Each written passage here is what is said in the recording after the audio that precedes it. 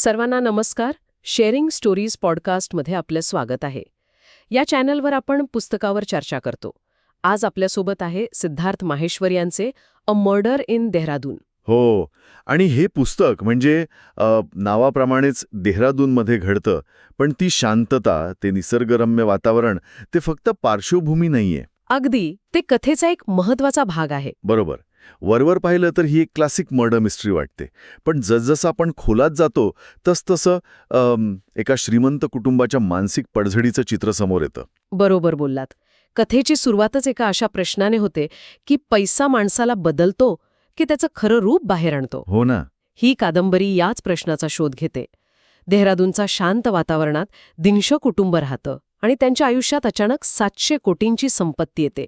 आणि मग त्यांच्या त्या आदर्श जीवनाचा मुखवटा फाटायला लागतो. त्यामुळे आजच्या चर्चेत आपण फक्त खुणी कोण आहे यावर नाही थांबणार. नाही. हो, तर हे पुस्तक मानवी नातेसंबंध, लोभ आणि नैतिकतेच्या त्या धूसर रेषांबद्दल काय सांगतं याचा आपण शोध घेणार आहोत. हो, म्हणजे एका बंद खोलीतल्या रहस्याचा वापर करून लेखकाने मानवी स्वभावाच्या कोणत्या गडद बाजू उघड केल्या आहेत हे पाहणं जास्त रंजक ठरेल. चला तर मग थेट कथेच्या केंद्राकडे जाऊया. दिनशॉ कुटुंब. हो, दिनशॉ कुटुंब देहरादूनमधल्या त्यांच्या आलिशान दिनशॉ इस्टेटमध्ये राहतात. वरवर पाहिलं तर सगळं कसं अगदी सुरळीत वाटतं. पण ते फक्त वरवर.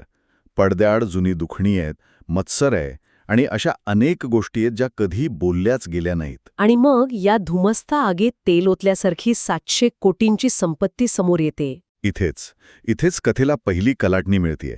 पैसा नाती जोडत नाही, तर नात्यांमधल्या आधीच असलेल्या भेगा तो अजून रुंद करतो. बरोबर. ही संपत्ती फक्त बँक बॅलन्स नाही वाढवत, ती वर्षानुवर्ष दडपलेल्या इच्छा, जुने वाद, असुरक्षितता सगळं बाहेर काढते. आणि कुटुंबाचे प्रमुख जहांगीर दिनशॉ यांना या धोक्याची जाणीव होते. हो, त्यांना कळतं की हा पैसा कुटुंबाला एकत्र आणणार नाही, उलट तो त्यांना उद्ध्वस्त करू शकतो. आणि याच जाणीवेतून ते एक मोठा निर्णय घेतात. ते आपलं मृत्यूपत्र बदलण्याचा निर्णय घेतात. आणि त्यासाठी ते त्यांचे वकील बेजान कॉन्ट्रॅक्टर आणि त्यांची मुलगी शहनाज यांना तातडीने बोलावून घेतात. आता कल्पना करा, एका घरात 13 लोक जमले आहेत. प्रत्येकाच्या मनात त्या 700 कोटींबद्दल काहीतरी वेगळंच शिजतंय. आणि त्याचवेळी त्या घराचा मालक मृत्यूपत्र बदलणार आहे. म्हणजे तणाव आधीच शिगेला पोचलेला आहे. अगदी. आणि लेखक हा तणाव आणखी वाढवण्यासाठी निसर्गाचा खूप खुबीने वापर करतो. बरोबर. ज्या क्षणी हा निर्णय होणार असतो त्याच क्षणी देहरादूनच्या टेकड्यावर एक भयंकर बर्फाचं वादळ सुरू होतं. हो, वीज जाते, फोन लाईन्स बंद पडतात. रस्ते बंद होतात. ती आलिशान हवेली बाहेरच्या जगापासून पूर्णपणे तुटते. म्हणजे ते फक्त एक घर नाही राहत, ते एक तुरुंग बनतं. एका बंद हवेलीत 13 लोक अडकले आहेत. बाहेर जायला काहीच मार्ग नाही. आणि त्याच रात्री तिथे खून होतो. हे वाचताना खरंच अंगावर काटा येतो. हो. Bring your book to life with AI. Plotsformovies.com helps you create movie-like trailers for your book, allowing filmmakers to visualize your story, just the way you imagined it while writing. Enhance the storytelling experience to a whole new level with realistic characters, immersive voiceovers, and cinematic sound effects. No more boring stock images or generic clips. Captivate your audience, spark curiosity, make readers and filmmakers eager to explore more. Plotsformovies.com, where your story becomes cinema. आणि मग प्रश्न येतो, संशयित कोण? तर घरातला प्रत्येक जण. अगदी. कुटुंबातले सदस्य, नोकर, वकील, प्रत्येकाकडे खून करण्याचा काही ना काही हेतू असू शकतो. लोभ, बदला, जुनी भांडणं. किंवा एखादं गुपित लपवण्याची धडपड. कारणं अनेक असू शकतात. आणि ही परिस्थितीच या कथेचा कणा आहे. लेखकाने फक्त एक रहस्य नाही निर्माण केलंय, तर एक काय म्हणतात त्याला, एक मानसिक प्रयोगशाळा तयार केली आहे. छान शब्द आहे, मानसिक प्रयोगशाळा. हो, जेव्हा लोकांना कळतं की त्यांच्यापैकीच एक खुनी आहे आणि तो अजूनही तिथेच आहे, तेव्हा ते एकमेकांकडे कसे बघतात, त्यांचा एकमेकांवरचा विश्वास कसा डळमळतो. हो, शांत दिसणारे चेहरे किती भयानक विचार लपवू शकतात, नाही का? हे चित्रण खूप प्रभावी आहे. अगदी. या पुस्तकाची रचना बघितल्यावर मला साहजिकच अगाथा ख्रिस्टीची आठवण झाली. हो, नक्कीच. विशेषतः त्यांच्या and then there were none सारख्या कादंबऱ्यांची. एक बंद जागा, मर्यादित संशयित. आणि प्रत्येकजण काहीतरी लपवत आहे. अगदी तसंच. पण मला असंही वाटलं की याला कुठेतरी नाईव्ज आउट सारख्या आधुनिक चित्रपटाचाही एक टच आहे. तुम्हाला काय वाटलं? तुमचा मुद्दा अगदी बरोबर आहे. याची जी चौकट आहे ती क्लासिक क्रिस्टीसारखी आहे, पण त्याची हाताळणी खूप आधुनिक आहे, सिनेमॅटिक आहे. अच्छा. क्रिस्टीच्या कथांमध्ये रहस्य कसं हळूहळू उलगडतं, संवादांमधून, सूक्ष्म निरीक्षणांमधून. हं. तिथे एक प्रकारचा बौद्धिक खेळ असतो. हो. इथे माहेश्वरी थोडा वेगळा मार्ग निवडतात. ते वेगवान, लहान प्रकरणं वापरतात, सातत्याने दृष्टिकोन बदलतात आणि पात्रांच्या मनात काय चाललंय तेही दाखवतात. म्हणजे त्यांचे इंटरनल मोनोलॉग्स. बरोबर. यामुळे एक प्रकारची अस्वस्थता आणि धावपळीची भावना निर्माण होते, जी आधुनिक वाचकाला जास्त आकर्षित करते. हा खूप महत्वाचा फरक आहे. म्हणजे ही फक्त एक कोझी मिस्ट्री नाही जिथे आपण आरामात बसून रहस्य उलगडताना बघतो. नाही, अजिबात नाही. इथे आपण स्वतः त्या गोंधळात, त्या वादळात उडले जातो आणि तुम्ही म्हणालात तसं पात्रांच्या मनात काय चाललंय हे दाखवल्यामुळे ही फक्त हू डन इट नाही राहत, तर व्हाय डन इट बनते. अगदी. आणि अजून एक गोष्ट, पुस्तकाची गती सुरुवातीला काही वाचकांना थोडी मंद वाटू शकते. हो, मलाही तसं क्षणभर वाटलं होतं. कारण लेखक प्रत्येक पात्राची ओळख करून देण्यासाठी, त्यांच्या नात्यांमधली गुंतागुंत समजावून सांगण्यासाठी वेळ घेतो. पण माझ्या मते हे आवश्यक आहे. का? कारण लेखक इथे फक्त पटावर सोंगट्या नाही मांडत आहे. तो प्रत्येक सोंगटीला एक इतिहास, एक भावना आणि एक हेतू देतोय. तो भावनिक स्फोटकं पेरतोय, जी नंतर एकापाठोपाठ एक फुटतात. वाव. आणि या गुंतागुंतीच्या पटावर वाचक हरवू नये यासाठी लेखकाने एक चांगली सोय केली आहे, नाही का? हो, ती खूपच मदत करते. 200 पेक्षा कमी पानांच्या या पुस्तकात प्रत्येक पात्राची व्यंगचित्र म्हणजे कॅरिकेचर्स दिलेली आहेत. कुटुंबाचं वंशवृक्ष म्हणजे फॅमिली ट्री आहे, हवेलीचे नकाशे आहेत. आणि हे फक्त एक अतिरिक्त वैशिष्ट्य नाहीये, तर ते वाचकाला सक्रियपणे तपासात सामील होण्याचे एक आमंत्रण आहे. जणू काही लेखक म्हणतोय, ही घ्या माहिती आणि आता तुम्हीही माझ्यासोबत खुणी शोधा. अगदी. यामुळे वाचक फक्त एक निष्क्रिय निरीक्षक नाही राहत, तो एक सक्रिय सहभागी बनतो. आणि हेच या कथेला जास्त आकर्षक बनवतं. आपण फक्त काय घडलं हे नाही बघत, तर ते का घडलं असावं याचा विचार करायला लागतो. आणि हाच विचार आपल्याला कथेच्या मुख्य संकल्पनांकडे घेऊन जातो. हो, आणि मला वाटतं इथेच ही कादंबरी एका सामान्य रहस्यकथेच्या पुढे जाते. ती फक्त एका खुनाबद्दल नाहीये. नाही. ती लोभ, विश्वासघात आणि मानवी स्वभावाच्या त्या बाजूबद्दल आहे, ज्या आपण सहसा मान्य करत नाही. ती आपल्याला विचारायला भाग पाडते की 700 कोटी समोर तुमची नैतिकता टिकेल का? हाच तो कळीचा प्रश्न आहे.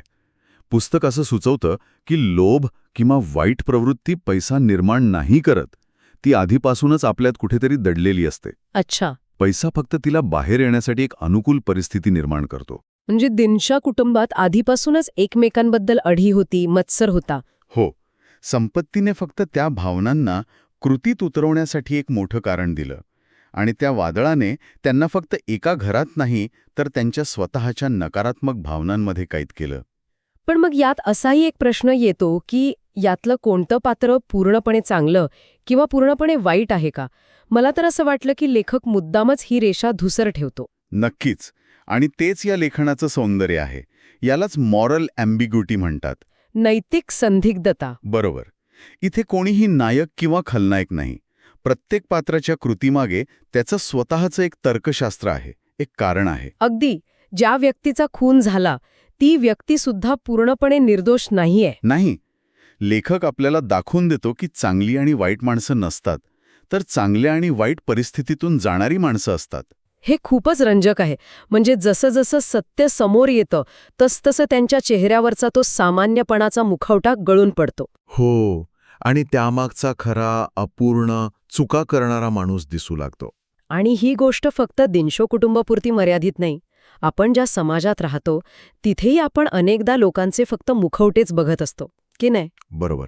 हे पुस्तक आपल्याला हाच विचार करायला लावतं की आपण आपल्या आजूबाजूच्या लोकांना, अगदी आपल्या जवळच्या लोकांना खरंच किती ओळखतो.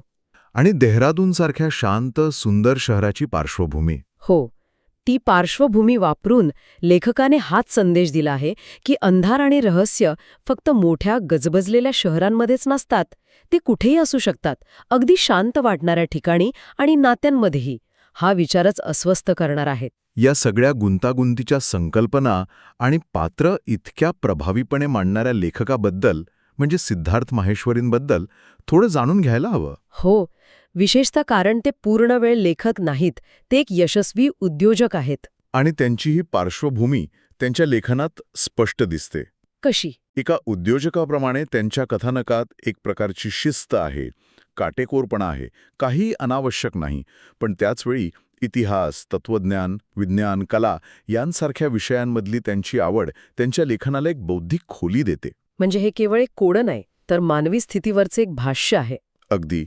आणि त्यांच्या प्रवासाच्या अनुभवांचाही यात वाटा असावा. जगभर फिरल्यामुळे त्यांना विविध संस्कृती आणि मानवी स्वभाव जवळून पाहता आला असेल. जे त्यांच्या पात्रांना अधिक जिवंत आणि वास्तविक बनवतं. नक्कीच. आणि म्हणूनच या पुस्तकाला समीक्षकांकडून खूप चांगला प्रतिसाद मिळाला आहे. टाइम्स ऑफ इंडियाने म्हटलं आहे की माहेश्वरी वाचकांना एका मंत्रमुग्ध करणाऱ्या हू डन इटमध्ये घेऊन जातात. या वर्षातील सर्वोत्तम थ्रिलर चुकवू नका. समीक्षकांनी विशेषतः कथेतील अनपेक्षित वळणांचं कौतुक केलं आहे. आणि 13 संशयित असूनही प्रत्येक पात्र लक्षात राहतं, हेही महत्वाचं आहे. हो. पण इथे एक प्रश्न येतो कोणता? की 13 संशयित असताना काही पात्र माढे पडण्याचा धोका नसतो का? ही पात्र इतरांपेक्षा जास्त प्रभावीपणे समोर येतात. पण लेखकाचं कौशल्य यात आहे की तो प्रत्येक पात्राला किमान एक तरी असा क्षण देतो जिथे ते स्वतःचं महत्त्व सिद्ध करतात. प्रत्येकाचं गुपित कथेसाठी महत्त्वाचं ठरतं. त्यामुळे कोणी पूर्णपणे अनावश्यक वाटत नाही. आणि पुस्तकाची लांबी कमी असल्यामुळे कथा वेगवान राहते. हो. आणि लक्ष विचलित होत नाही.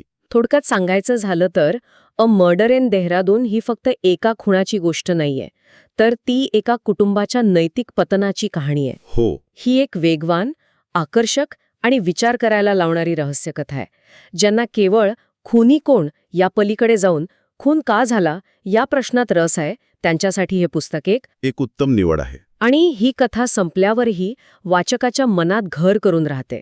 ती आपल्याला एक अस्वस्थ करणारा प्रश्न विचारून जाते. कोणता? की जर तुम्ही त्या हवेलीत, त्या परिस्थितीत, त्या संपत्तीच्या मोहात अडकला असता तर तुमच्यातला कोणता मी जागा झाला असता? वा, खूपच छान. आम्ही sharingstories.in वर #pushingIndianAuthors या मोहिमेद्वारे भारतीय लेखकांच्या पुस्तकांना प्रोत्साहन देत आहोत. आणि या कार्यक्रमाला plotsformovies.com यांचे समर्थन आहे. हो, plotsformovies.com हे एक AI सक्षम बुक ट्रेलर प्लॅटफॉर्म आहे.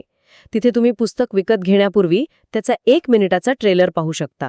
जेणेकरून तुम्हाला पुस्तकाबद्दल अधिक चांगली कल्पना येईल. कृपया आमच्या चॅनलला सबस्क्राईब करून आम्हाला पाठिंबा द्या. तुमच्या पाठिंब्यामुळेच आम्हाला असे कार्यक्रम करणं शक्य होतं. आणि हे पुस्तक विकत घेण्यासाठी लिंक डिस्क्रिप्शनमध्ये दिली आहे.